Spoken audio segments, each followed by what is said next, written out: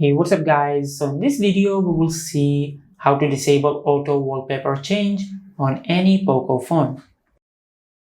Now if you open your smartphone every time and if the lock screen wallpaper changes every time, just like that, and if you want to disable this feature, just open your smartphone. Now from here, just tap on settings. Now from here, scroll down. Just tap on Wallpaper and Personalization. Now from here, just tap on Wallpaper Carousel.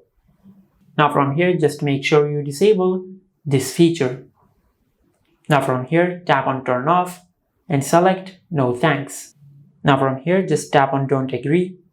Now from here, if you open your smartphone, the wallpaper will stop changing. And this is how you can disable auto wallpaper change on any Poco phone.